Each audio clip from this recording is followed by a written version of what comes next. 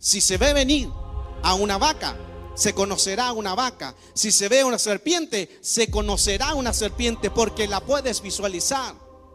Pero si viene la serpiente, tú no puedes decir es una vaca. ¿Por qué? Si viene una serpiente, tú no puedes decir viene una vaca. ¿Por qué? Que tan calladito. ¿Por qué?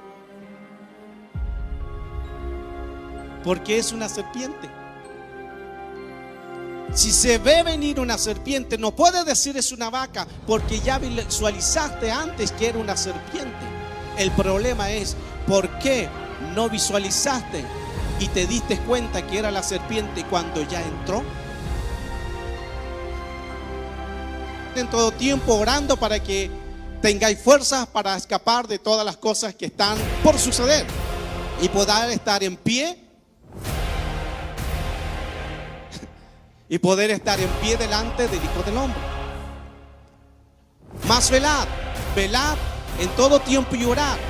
Hay que orar y velad, orad y velad, orad y velad. Cuando tú oras, cuando te arrodillas, estamos de pie delante de Dios. Esa es como que viene cuando no se ora y cuando no se vela. El ataque viene cuando no se ore, cuando no se vela. Aquí viene la guerra, la confrontación. La confrontación en lo que no vemos, en lo que no visualizamos. Porque esto que vemos no es lo real.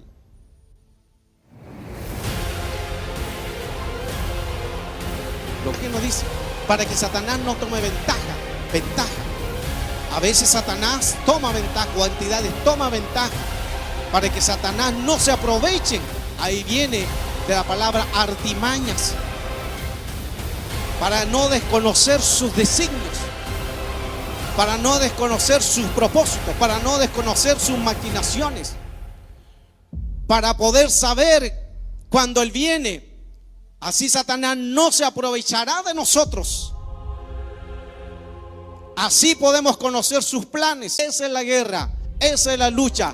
Ardides, insidia. Pues no ignoramos sus maquinaciones, pues no ignoramos sus malos designios. Pues cuando Él dice, pues no ignoramos su maquinación y todas las anteriores, esta palabra ardide o insidia. Ardides o insidia.